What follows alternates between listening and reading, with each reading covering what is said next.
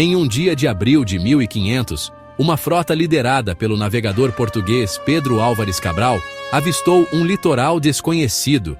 Era o Brasil, um território vasto e promissor que mudaria o curso da história portuguesa. A expedição de Cabral, composta por 13 embarcações e cerca de 1.500 homens, tinha como destino oficial a Índia, seguindo a rota descoberta por Vasco da Gama poucos anos antes. No entanto, a descoberta do Brasil, ainda que inesperada, traria novas perspectivas e desafios para Portugal. A princípio, a costa brasileira apresentava-se aos olhos dos portugueses como um paraíso tropical. A exuberância da Mata Atlântica, a abundância de água doce e a diversidade da fauna e flora impressionaram os marinheiros. No entanto, por trás dessa beleza natural, escondia-se um mundo complexo e desconhecido, habitado por povos indígenas com culturas e costumes próprios. O desembarque português ocorreu em 22 de abril de 1500, em um ponto da costa nordestina que seria batizado de Porto Seguro. Era o início de um contato que transformaria para sempre a relação entre Europa e América, marcando o início da colonização portuguesa no Brasil.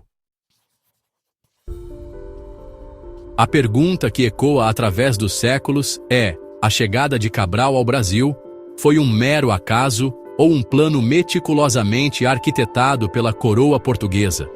As teorias divergem, alimentando um debate histórico que perdura até os dias de hoje.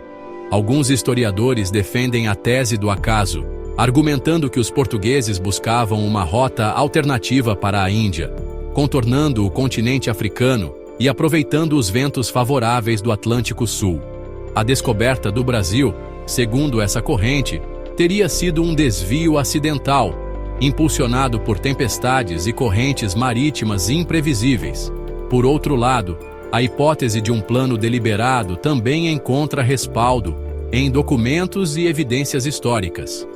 Há indícios de que navegadores portugueses já tinham conhecimento da existência de terras a oeste do Atlântico, possivelmente avistadas em expedições secretas anteriores. A coroa portuguesa, interessada em expandir seus domínios e garantir novas fontes de riqueza, poderia ter planejado secretamente a descoberta e exploração do Brasil. Independentemente da resposta definitiva, a chegada dos portugueses ao Brasil em 1500 marcou um ponto crucial na história mundial. A partir desse encontro, o destino de dois continentes, Europa e América, se entrelaçaria para sempre, moldando o futuro de nações e o curso da civilização ocidental. O primeiro contato entre portugueses e indígenas no Brasil foi marcado pela curiosidade mútua e, em alguns momentos, pela desconfiança. Os indígenas, que habitavam a costa brasileira há milhares de anos, se depararam com seres estranhos, com roupas e tecnologias desconhecidas. Os portugueses, por sua vez, se depararam com um povo com cultura, costumes e língua completamente diferentes. A comunicação inicial se dava por meio de gestos, mímicas e, gradualmente, pela aprendizagem de algumas palavras de ambos os lados. Apesar das diferenças culturais, o primeiro contato entre portugueses e indígenas foi relativamente pacífico. Houve troca de presentes, demonstrações de interesse mútuo e, em alguns casos, até mesmo relações comerciais. Os portugueses se interessaram por produtos como o pau-brasil, uma madeira de cor avermelhada utilizada para tingimento, enquanto os indígenas se encantaram com objetos de metal, tecidos e outros produtos trazidos pelos europeus. No entanto, a aparente harmonia inicial não escondia as diferenças profundas entre os dois povos. A partir do contato inicial, a relação entre portugueses e indígenas seria marcada por momentos de conflito, exploração e, em alguns casos, até mesmo amizade e colaboração. Após a descoberta do Brasil, a coroa portuguesa não demonstrou inicialmente grande interesse em colonizar o novo território.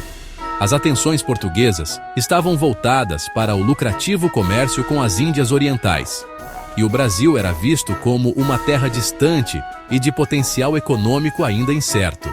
No entanto, a partir da década de 1530, a presença portuguesa no Brasil começou a se intensificar. A descoberta de ouro na região sudeste, a crescente demanda por açúcar na Europa e a ameaça de outras nações europeias, como a França, em se estabelecerem no Brasil, levaram Portugal a mudar sua postura em relação à nova terra.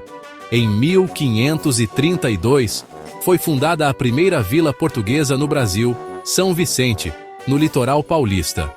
No ano seguinte, foi criada a primeira capitania hereditária, um sistema administrativo que dividia o território brasileiro em grandes faixas de terra, doadas a donatários, que passavam a ter a responsabilidade de colonizar e explorar a região. Seção 5. Além do horizonte. Explorando um novo mundo. O processo de colonização do Brasil pelos portugueses foi marcado pela exploração do interior do território, pela busca por riquezas naturais e pela gradual ocupação de terras indígenas. Expedições eram organizadas para mapear o território, descobrir novas jazidas de ouro e pedras preciosas e capturar indígenas para serem utilizados como mão de obra escrava. A exploração do interior do Brasil levou os portugueses a enfrentarem diversos desafios, como a resistência indígena, as doenças tropicais e a vastidão do território. No entanto, a promessa de riquezas e a ambição de expandir o Império Português impulsionavam os colonizadores a adentrar cada vez mais o continente. Ao longo dos séculos XVI e XVII, o Brasil se consolidou como uma importante colônia portuguesa, fornecendo produtos agrícolas como o açúcar, o tabaco e o algodão para o mercado europeu. A exploração da mão de obra indígena e, posteriormente, a escravidão africana foram elementos cruciais para o desenvolvimento econômico da colônia. Section 6. O eco da história. O legado do descobrimento. O descobrimento do Brasil em 1500 é um evento histórico de grande relevância, que marcou o encontro de culturas e o início de um longo processo de colonização e formação da identidade brasileira. A partir desse encontro, o Brasil se tornaria uma nação multiétnica e multicultural, com uma rica herança indígena, africana e europeia. No entanto, é fundamental analisar o evento histórico com um olhar crítico, reconhecendo que a chegada dos portugueses ao Brasil resultou na exploração dos povos indígenas, na escravidão africana e na destruição de grande parte da cultura e dos costumes dos povos originários. O legado do descobrimento do Brasil é, portanto, ambíguo e complexo. Se, por um lado, o evento possibilitou a formação de uma nação rica em diversidade cultural e belezas naturais, por outro lado, deixou marcas profundas de desigualdade social, exploração e violência. Section 7.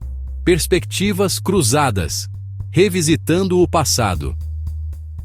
A história do descobrimento do Brasil tem sido revisitada nas últimas décadas sob novas perspectivas, que buscam dar voz aos povos silenciados e questionar a narrativa tradicional eurocêntrica.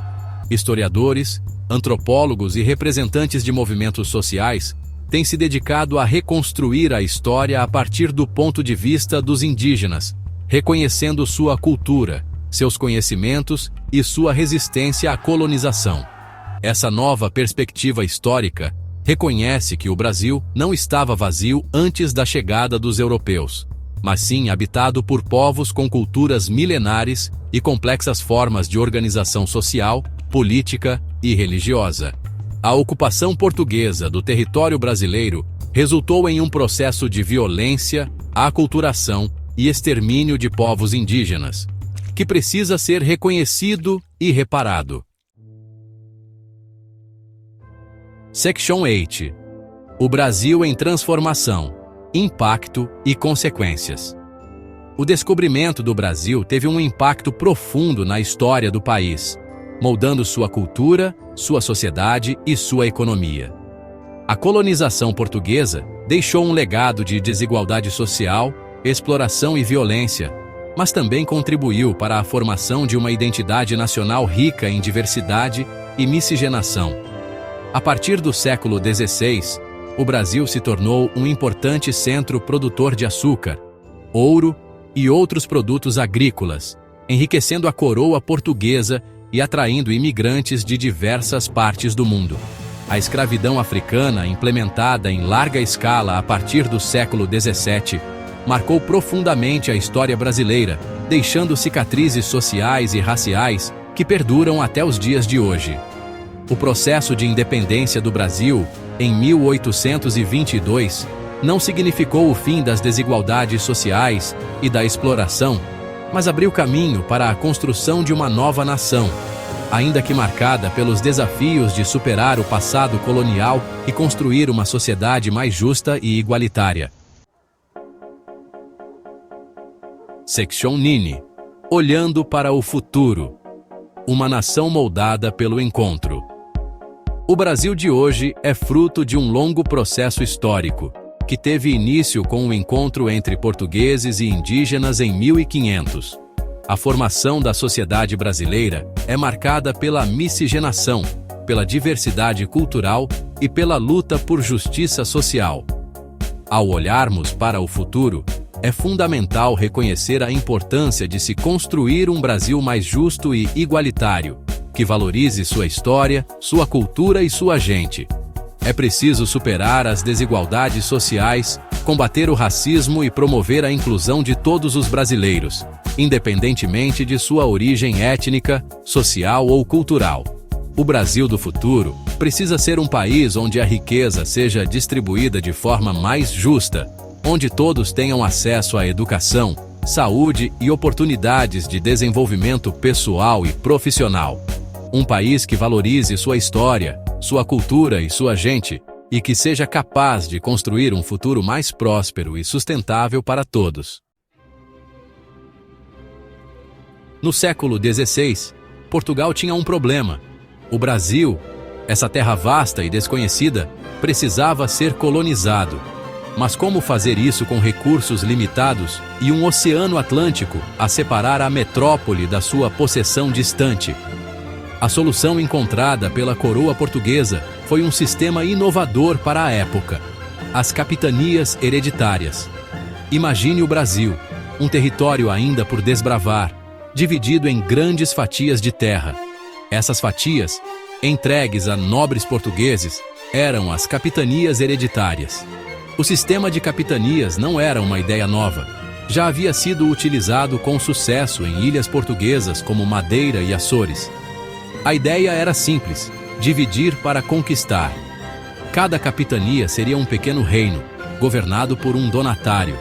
Ele teria a responsabilidade de colonizar, explorar e proteger as terras. Em troca, receberia privilégios e lucros.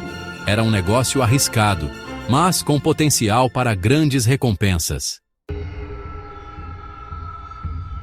Portugal, no início do século XVI, vivia um período de grandes descobertas marítimas e expansão territorial.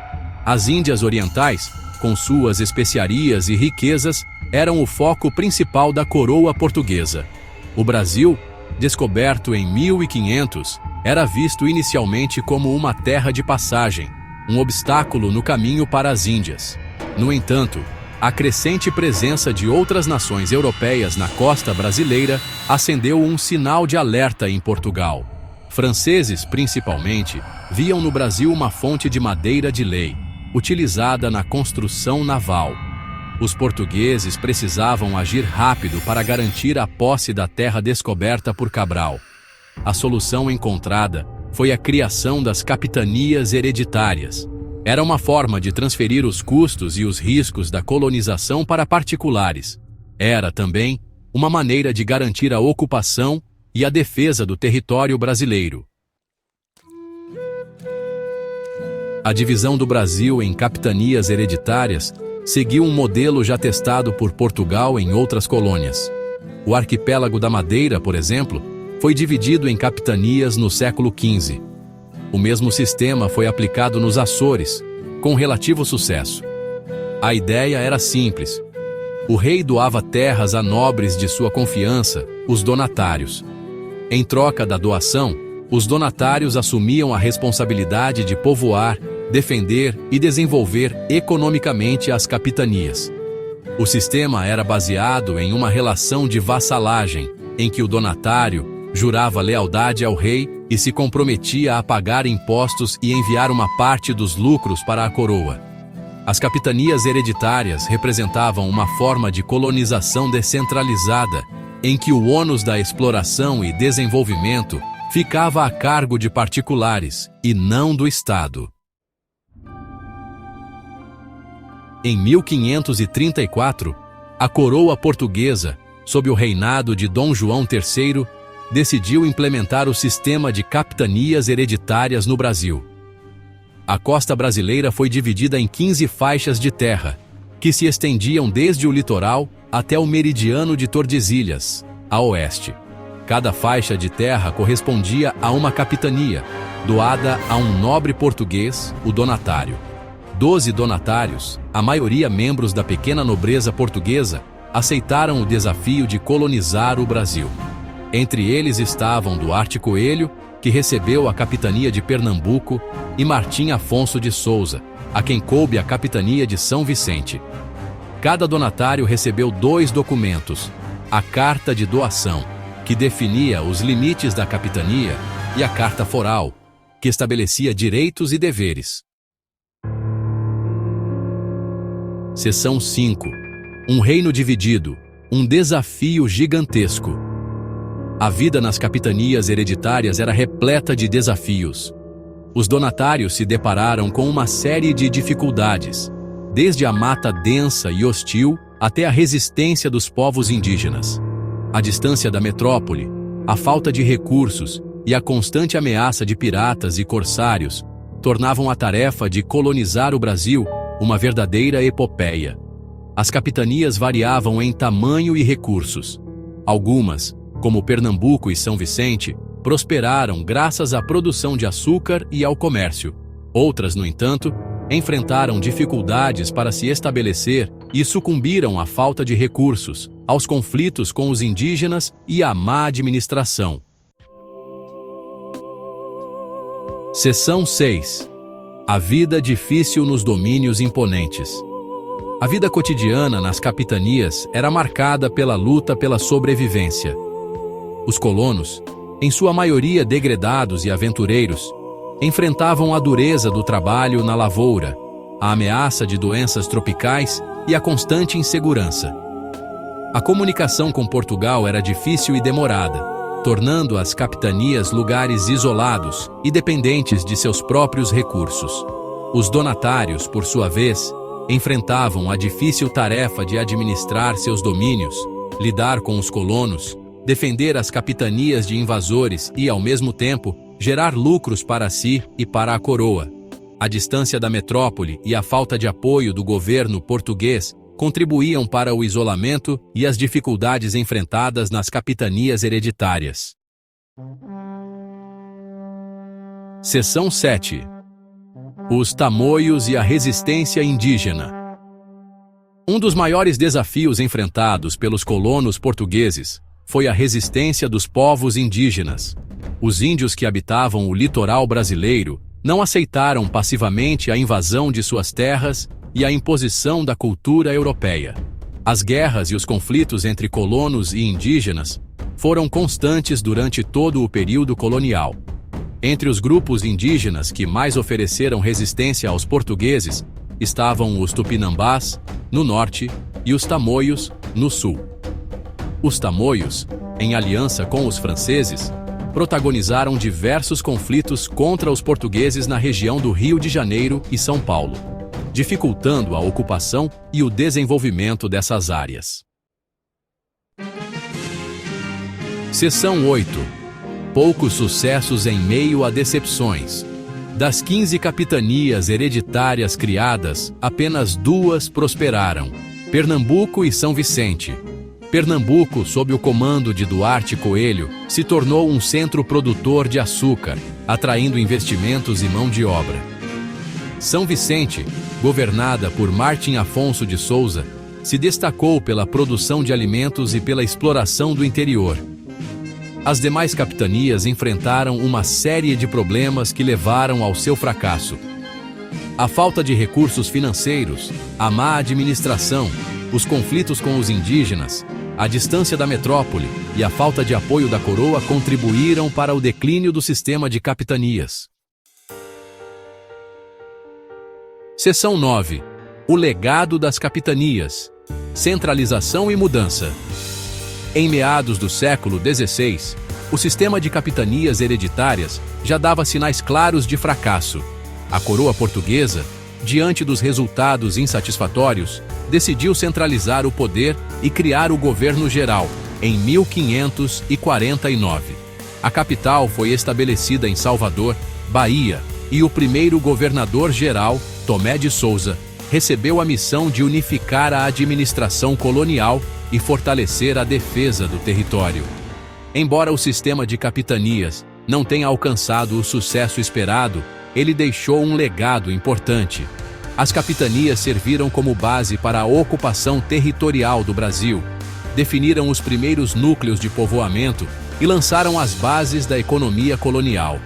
As capitanias hereditárias, apesar das dificuldades e dos fracassos, foram um passo fundamental na longa e complexa história da formação do Brasil. Quando os portugueses chegaram ao Brasil, em 1500, depararam-se com uma terra rica em recursos naturais. Entre eles, destacava-se o pau-brasil, uma árvore imponente que tinge a madeira com um vermelho intenso, semelhante à brasa. Daí o nome pau-brasil. Os portugueses logo descobriram que essa madeira, além de sua beleza singular, era altamente valorizada no mercado europeu. Na Europa, o pau-brasil era usado para tingir tecidos e fabricar móveis de luxo. A procura era tanta que a madeira rapidamente se tornou o primeiro grande produto de exportação da nova colônia portuguesa. O pau-brasil inaugurou o ciclo econômico que marcaria o início da história do Brasil. A exploração do pau-brasil era relativamente simples para os portugueses. As árvores cresciam em abundância na Mata Atlântica e não era necessário derrubar a floresta para extraí-las. Bastava cortar as árvores e transportá-las até os navios. Essa atividade, no entanto, teve um alto custo para os povos indígenas e para o meio ambiente. Para obter a colaboração dos indígenas na extração do pau-brasil, os portugueses utilizavam o escambo. O escambo consistia na troca de produtos manufaturados europeus, como espelhos, facas, tecidos e ferramentas, por produtos nativos, como o próprio pau-brasil. Essa troca, aparentemente justa, escondia uma relação desigual entre portugueses e indígenas. Os portugueses, ávidos por lucro, ofereciam aos indígenas objetos de pouco valor em troca de algo muito precioso, sua força de trabalho e os recursos naturais de sua terra. Os indígenas, por sua vez, desconheciam o valor real daqueles objetos e se encantavam com sua beleza e utilidade. A falta de conhecimento sobre a cultura europeia e a necessidade de obter objetos que facilitassem seu dia a dia levaram os indígenas a aceitar essa troca desigual. A exploração da mão de obra indígena no corte e transporte do pau-brasil marcou o início de um longo período de exploração e violência contra os povos nativos do Brasil. Para organizar a exploração do pau-brasil, os portugueses construíram feitorias ao longo da costa brasileira. As feitorias eram postos comerciais fortificados que serviam como armazéns, entrepostos comerciais e residências para os portugueses. Essas estruturas rudimentares se tornaram os primeiros pontos de contato entre a cultura europeia e a cultura indígena no Brasil. Nas feitorias, o pau-brasil era armazenado até a chegada dos navios portugueses, que o levariam para a Europa. As feitorias também serviam como base para expedições de reconhecimento do território e para a captura de indígenas, que eram escravizados e levados para a Europa. A construção das feitorias marcou o início da ocupação portuguesa no Brasil.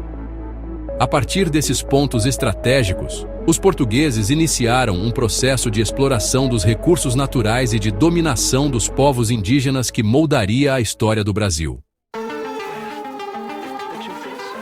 O ciclo do pau-brasil, apesar de relativamente curto, deixou marcas profundas na história do Brasil. A exploração dessa madeira, impulsionada pela ganância europeia, inaugurou um longo período de exploração dos recursos naturais e da mão de obra indígena no Brasil. O ciclo do pau-brasil moldou a relação entre portugueses e indígenas, marcada pela exploração e pela violência.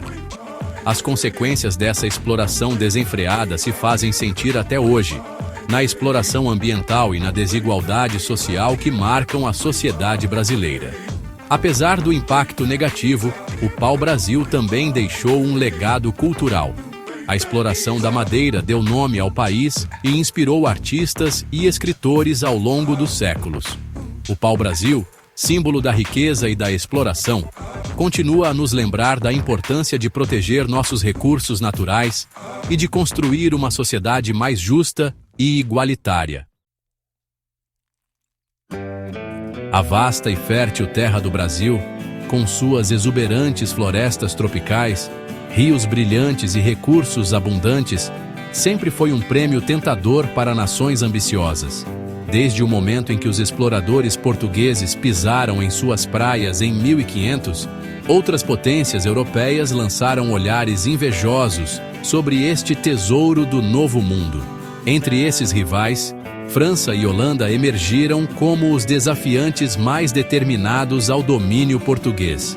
Movidos por sonhos de riqueza colonial, zelo religioso e busca pelo poder, eles lançaram audaciosas expedições através do Atlântico, na esperança de esculpir seus próprios impérios no coração da América do Sul. Essas invasões, abrangendo mais de um século, deixaram uma marca indelével na história brasileira, moldando sua identidade, cultura e destino. Embora, em última análise, tenham fracassado em sua busca pela conquista, os franceses e holandeses deixaram um legado de resistência, resiliência e a formação de um distinto espírito brasileiro. Esses primeiros capítulos da história do Brasil servem como um lembrete do passado tumultuado do país, um testemunho do espírito humano duradouro diante da adversidade e uma homenagem à inabalável determinação de um povo em forjar seu próprio destino. Os ecos dessas lutas continuam a ressoar hoje, moldando o lugar do Brasil no cenário mundial e nos lembrando da importância da unidade, perseverança e da busca duradoura pela liberdade. Para os franceses, o fascínio pelo Brasil foi imediato. Histórias de suas maravilhas naturais, trazidas por exploradores e comerciantes, se espalharam pelos tribunais e portos da França, capturando a imaginação de aventureiros, mercadores e até mesmo da coroa francesa. A promessa de vastas florestas repletas de valioso pau-brasil, uma fonte de precioso corante vermelho, era particularmente atraente. Além das perspectivas econômicas, os franceses viram no Brasil a chance de estabelecer uma presença colonial no Novo Mundo, um reino cada vez mais dominado por seus rivais, os espanhóis e portugueses. A coroa francesa, ansiosa para expandir sua influência e desafiar o domínio ibérico, viu uma oportunidade de ganhar uma posição estratégica neste local. Somando-se a isso, havia o fervor religioso da época. A França, profundamente dividida por facções católicas e protestantes, viu no Brasil um potencial refúgio para os huguenotes, protestantes franceses que enfrentavam perseguição em seu país. Estabelecer uma colônia no Brasil oferecia não apenas ganhos econômicos e políticos, mas também uma chance de espalhar a fé protestante no Novo Mundo. Alimentados por esses sonhos de riqueza, poder e liberdade religiosa, os franceses voltaram seus olhos para o Brasil, embarcando em uma série de expedições que os colocariam em conflito direto com os portugueses e dariam início a uma luta pelo controle desta terra cobiçada. Em 1555, uma expedição francesa liderada pelo ambicioso Nicolas Durand de Villegagnon um nobre e almirante com a visão de um império francês no Novo Mundo, desembarcou em uma ilha na magnífica Baía de Guanabara. Este porto pitoresco, cercado por exuberantes colinas verdes e repleto de frutos do mar abundantes, parecia o local perfeito para estabelecer uma presença francesa no Brasil. Villegagnon, um homem de ação e ambição, não perdeu tempo em estabelecer um assentamento fortificado na ilha, que eles batizaram de França Antártica. Esta colônia incipiente, um farol da ambição francesa no coração do território português, atraiu um grupo diversificado de colonos, incluindo soldados, aventureiros, mercadores e refugiados huguenotes em busca de uma nova vida livre da perseguição. A vida na França Antártica era uma mistura de dificuldades e esperança. Os colonos enfrentaram a ameaça constante de doenças, fome e ataques do povo indígena Tupinambá, que via esses recém-chegados com suspeita e hostilidade. No entanto, eles perseveraram, impulsionados pela promessa de uma nova vida e pelo sonho de construir uma próspera colônia francesa neste paraíso tropical. Contudo, a França Antártica estava destinada a uma existência curta e tumultuada. Conflitos internos, exacerbados por tensões religiosas entre católicos e huguenotes, enfraqueceram a colônia por dentro. Enquanto isso, os portugueses, vendo essa invasão francesa em seu território com crescente alarme, começaram a mobilizar suas forças para um contra-ataque. Enquanto os franceses lutavam para manter sua posição no Brasil, outra potência europeia viu uma oportunidade de desafiar o domínio português. Os holandeses, conhecidos por sua destreza marítima, perspicácia comercial e crescente império global, voltaram seus olhos para a lucrativa indústria açucareira do Brasil.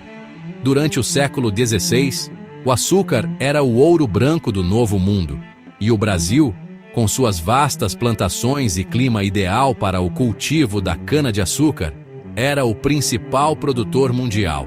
Os holandeses, ansiosos para explorar esse mercado lucrativo, se estabeleceram como importantes comerciantes de açúcar, refinando o açúcar brasileiro em Amsterdã e distribuindo-o por toda a Europa.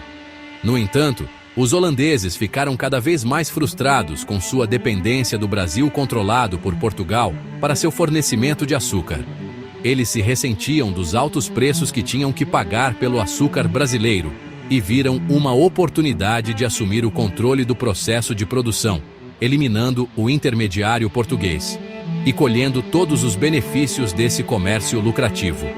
Os holandeses, com sua poderosa marinha, soldados experientes e um profundo conhecimento do comércio de açúcar, eram uma força formidável.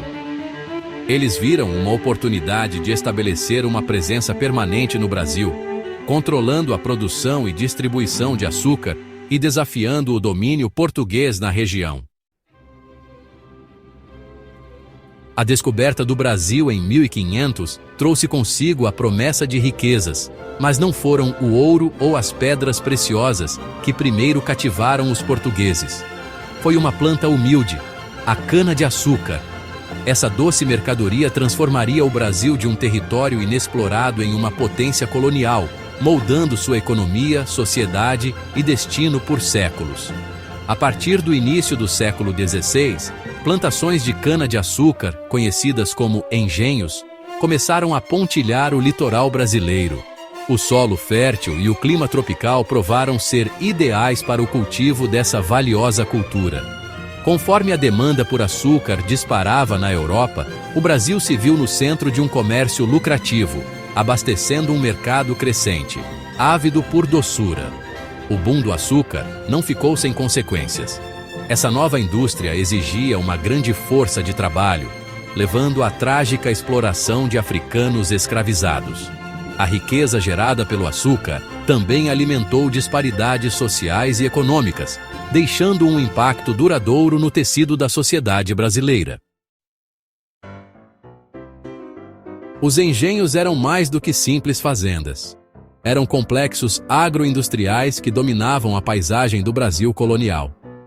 Essas unidades autossuficientes abrangiam vastos canaviais, além de instalações para processar a cana-em-açúcar e melaço. O coração do engenho era a moenda, um moinho movido a bois ou força hidráulica, que esmagava os talos de cana-de-açúcar para extrair seu caldo açucarado. Esse caldo era então fervido em grandes tachos de cobre até cristalizar em açúcar. Todo o processo era trabalhoso, exigindo trabalhadores qualificados para operar as máquinas e supervisionar a transformação da cana em açúcar. A vida em um engenho era dura, principalmente para os africanos escravizados que constituíam a maioria da força de trabalho. Eles suportavam horas extenuantes sob o sol quente, enfrentando punições brutais por qualquer indício de preguiça ou desobediência. O sistema de engenho, embora economicamente lucrativo, foi construído sobre uma base de sofrimento humano. A demanda insaciável por açúcar na Europa alimentou um capítulo sombrio da história da humanidade: o tráfico transatlântico de escravos. Milhões de africanos foram transportados à força através do Atlântico, em condições horríveis, para trabalhar nas plantações de açúcar brasileiras. Essas pessoas escravizadas eram tratadas como meras mercadorias, compradas e vendidas para atender às necessidades de mão de obra da crescente indústria açucareira. Eles enfrentaram crueldade inimaginável e foram privados de seus direitos humanos básicos. Seu trabalho forçado enriqueceu os colonizadores europeus, deixando uma profunda cicatriz na sociedade brasileira. O legado da escravidão continua a assombrar o Brasil hoje. A exploração do povo africano durante o boom do açúcar lançou as bases para séculos de desigualdade racial e injustiça social, cujos efeitos ainda são sentidos na sociedade brasileira moderna. O ciclo do açúcar, embora tenha chegado ao fim diante da concorrência e das mudanças na dinâmica do mercado, deixou uma marca indelével no Brasil. Foi fundamental para moldar as estruturas econômicas, as hierarquias sociais e a paisagem cultural do país. A riqueza gerada pelo açúcar impulsionou o Brasil para a vanguarda do mundo colonial, estabelecendo sua posição como um importante ator econômico. No entanto, essa prosperidade teve um alto custo, consolidando um sistema de desigualdade e exploração que levaria séculos para ser combatido. O legado do açúcar no Brasil é complexo e multifacetado. É uma história de crescimento econômico entrelaçado com sofrimento humano, de intercâmbio cultural nascido da migração forçada. Compreender essa história é crucial para entender as complexidades do Brasil moderno e sua jornada contínua rumo à justiça social e igualdade. No final de 1807, Portugal enfrentava uma situação terrível. Os exércitos de Napoleão, tendo conquistado grande parte da Europa, avançavam sobre Lisboa. O príncipe regente português, Dom João VI, encarou uma escolha difícil: render-se a Napoleão ou fugir. Escolhendo a segunda opção, a corte portuguesa se preparou para uma jornada perigosa através do Atlântico. Essa fuga desesperada foi motivada pela necessidade de preservar a monarquia portuguesa e escapar das garras de Napoleão. Em 29 de novembro de 1807, a frota real, escoltada por navios britânicos, zarpou para o Brasil, a maior e mais rica colônia de Portugal. A chegada da corte portuguesa ao Rio de Janeiro em janeiro de 1808 foi um evento monumental. Nunca antes, um monarca europeu havia pisado em suas colônias americanas. O Rio de Janeiro, uma cidade portuária colonial, não estava preparado para a chegada da família real e sua comitiva de milhares de pessoas. A cidade passou por rápidas transformações para acomodar os recém-chegados, com projetos de construção apressados e convulsão social. Dom João estabeleceu o Rio de Janeiro como a sede do Império Português. Essa mudança teve implicações profundas, deslocando o centro de gravidade do Império para o oeste e elevando o status do Brasil dentro do mundo português. Imagine, o Rio de Janeiro virando a capital de um império que nem Brasília quando JK a inaugurou. Uma das consequências mais significativas da chegada da corte foi a abertura dos portos brasileiros às nações amigas. Este decreto, assinado logo após a chegada de Dom João, rompeu com séculos da política mercantilista portuguesa que restringia o comércio do Brasil exclusivamente a Portugal. Essa medida teve profundas implicações econômicas. Abriu os mercados brasileiros ao comércio internacional, encerrando o monopólio comercial de Portugal e abrindo caminho para a diversificação econômica. Os comerciantes britânicos, em particular, se beneficiaram desse novo acesso, estabelecendo fortes laços comerciais com o Brasil. Acabou a exclusividade, tipo quando abrem um novo shopping na cidade, todo mundo quer ir. A chegada da família real portuguesa ao Brasil em 1808 foi um divisor de águas na história brasileira. Marcou um ponto de inflexão do qual o Brasil jamais retornaria verdadeiramente ao seu antigo status colonial. A presença da corte, a abertura dos portos e as reformas culturais e administrativas que se seguiram desencadearam um processo que acabaria por levar à independência do Brasil. A decisão de Dom João de fugir para o Brasil teve consequências não intencionais, mas de longo alcance, alterando para sempre a relação entre Portugal e sua maior colônia. Brasil, final do século XVIII. Imagine uma vasta terra, rica em ouro e diamantes. Este era o Brasil, colônia de Portugal. No entanto, a riqueza extraída de seu solo não beneficiava seu povo. Ela fluía diretamente para os cofres da coroa portuguesa, deixando os brasileiros labutando sob impostos e regulamentações opressivas. A vida para os brasileiros comuns era difícil. Eles enfrentavam pesados impostos sobre tudo, desde o sal até o ouro. O governo português, ávido para encher seus próprios cofres, impôs controles rígidos sobre o comércio e a indústria. Isso sufocou o crescimento econômico e impediu os brasileiros de prosperar. O ressentimento em relação ao domínio português fervilhava. As autoridades portuguesas viviam no luxo, desfrutando dos frutos do trabalho brasileiro. A disparidade entre governantes e governados era gritante, alimentando a raiva e o descontentamento entre os habitantes da colônia. Essas injustiças não passaram despercebidas. Brasileiros instruídos, influenciados pelo iluminismo que varria a Europa, começaram a questionar a legitimidade do domínio português. Ideias de liberdade, igualdade e autodeterminação criaram raízes, inspirando a esperança de um futuro melhor. Do outro lado do Atlântico, uma revolução no pensamento estava em andamento. O iluminismo, com sua ênfase na razão, nos direitos individuais e nos ideais democráticos, cativou as mentes de pensadores e reformadores. Esse movimento intelectual não ficou confinado à Europa. Atravessou o oceano carregado por livros e conversas sussurradas, e encontrou terreno fértil nos corações e mentes dos brasileiros.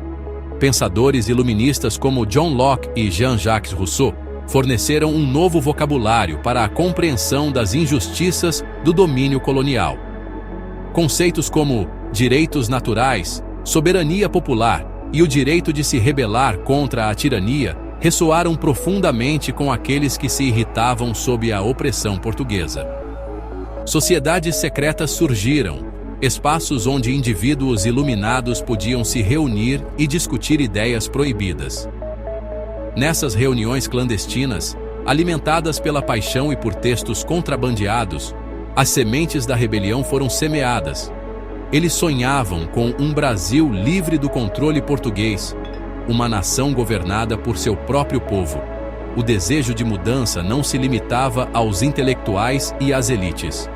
O povo comum, sobrecarregado pela pobreza e pela injustiça, ansiava por uma vida melhor.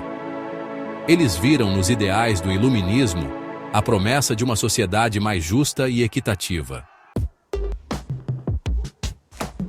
No coração da região mineradora de ouro do Brasil, Minas Gerais, o descontentamento com o domínio português atingiu um ponto de ebulição. A descoberta do ouro no século XVIII havia transformado a região, atraindo milhares em busca de fortuna. Mas a riqueza extraída das minas serviu apenas para enriquecer a coroa portuguesa, deixando a população local com pouco para mostrar por seu trabalho árduo. Em 1788, um grupo de intelectuais, oficiais militares e até mesmo padres, movidos pelos ideais iluministas e pela raiva da exploração portuguesa, começaram a planejar uma rebelião. Essa conspiração, conhecida como Inconfidência Mineira, visava estabelecer uma república independente em Minas Gerais. Os conspiradores imaginavam um Minas Gerais livre, com seu próprio governo e leis. Eles planejavam abolir a escravidão, estabelecer uma universidade e promover a indústria e o comércio. No entanto, seus planos foram traídos antes que pudessem ser colocados em prática. Uma das figuras-chave da Inconfidência foi Joaquim José da Silva Xavier, um dentista mais conhecido como Tiradentes. Um orador eloquente e defensor apaixonado da causa, Tiradentes viajou por toda a região, angariando apoio para a rebelião entre o povo comum. Tiradentes, um homem de origens humildes, tornou-se um símbolo da Inconfidência Mineira.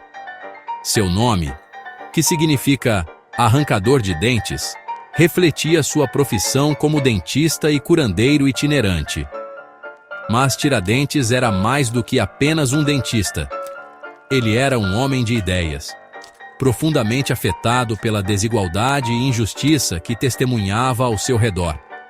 Movido por um profundo senso de justiça e inspirado pelos ideais do iluminismo, Tiradentes tornou-se um crítico declarado do domínio português. Ele viajou extensivamente por Minas Gerais, usando seu carisma e eloquência para espalhar a mensagem de rebelião e angariar apoio para a causa. Sua capacidade de se conectar com o povo comum, de articular suas queixas e aspirações, o tornou uma ameaça para as autoridades portuguesas. Quando a Inconfidência foi traída, Tiradentes foi escolhido como bode expiatório, um símbolo perigoso da resistência popular que precisava ser silenciado. Apesar de suportar tortura e prisão, Tiradentes se recusou a implicar seus companheiros conspiradores. Ele assumiu total responsabilidade pelo movimento, proclamando sua crença em seus ideais, mesmo enquanto enfrentava sua execução. Por séculos, o Brasil carregou o jugo do colonialismo português.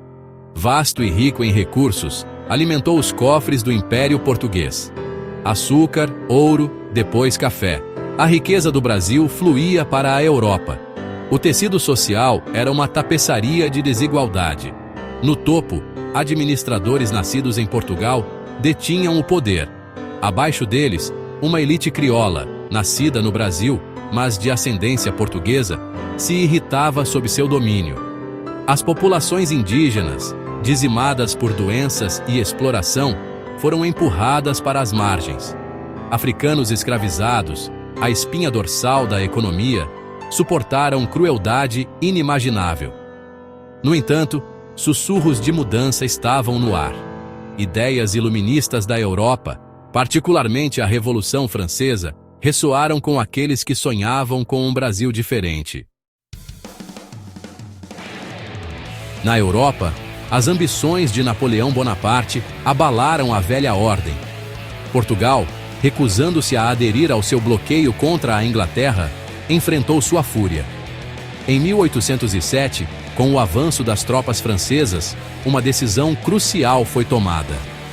A família real portuguesa, escoltada por navios britânicos, fugiu de Lisboa para sua maior colônia, o Brasil. A chegada de Dom João VI, o príncipe regente, foi um evento sísmico. De repente, o Rio de Janeiro se tornou a sede do Império Português. Era uma situação sem precedentes, com consequências de longo alcance. Dom João VI enfrentou um delicado ato de equilíbrio.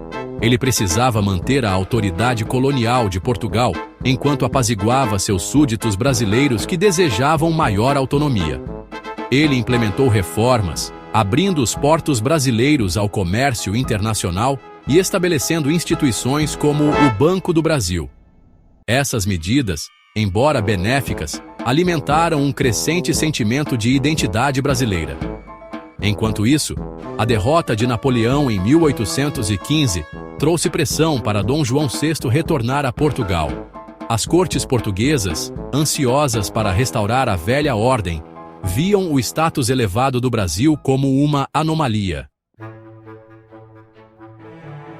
A perspectiva do retorno do rei a Lisboa gerou ansiedade no Brasil. A perspectiva de se tornar colônia novamente, após experimentar relativa autonomia, era inaceitável para muitos. As exigências das cortes para que o Brasil retornasse ao status colonial inflamaram ainda mais a situação. Restrições ao comércio brasileiro e tentativas de restringir o governo local foram recebidas com resistência. Um jovem príncipe, Dom Pedro, filho de Dom João VI, emergiu como um ponto focal. Simpático às aspirações brasileiras, ele se tornou um símbolo de esperança contra o retrocesso português. Seção 5. Dia do Fico. Um dia de desafio e esperança. Em 1821, Dom João VI enfrentou um ultimato das cortes: retornar a Portugal e levar Dom Pedro com ele, deixando o Brasil sem líder. O rei, dividido, decidiu retornar, deixando Dom Pedro como regente. Antes de sua partida, Dom João VI aconselhou seu filho: Pedro, se o Brasil exigir independência, coloque a coroa em sua própria cabeça. Essas palavras se mostraram proféticas. Em 9 de janeiro de 1822, diante da crescente pressão das cortes e dos brasileiros, Dom Pedro fez uma declaração histórica: se é para o bem de todos e para a felicidade geral da nação, diga ao povo que eu fico. Este dia, conhecido como Dia do Fico, marcou um ponto de virada, sinalizou o alinhamento de Dom Pedro com as aspirações brasileiras e preparou o cenário para a ruptura final com Portugal. Seção 6. O caminho para a independência. A jogada ousada de Dom Pedro I. O Dia do Fico não rompeu imediatamente os laços com Portugal. Desencadeou um período de intensas negociações e crescentes tensões. As cortes, irritadas com o desafio de Dom Pedro, procuraram reafirmar o controle, alienando ainda mais os brasileiros. Dom Pedro, dividido entre o reino de seu pai e os desejos de sua terra adotiva, embarcou em uma série de manobras diplomáticas. Ele buscou apoio de vários segmentos da sociedade brasileira, consolidando sua posição.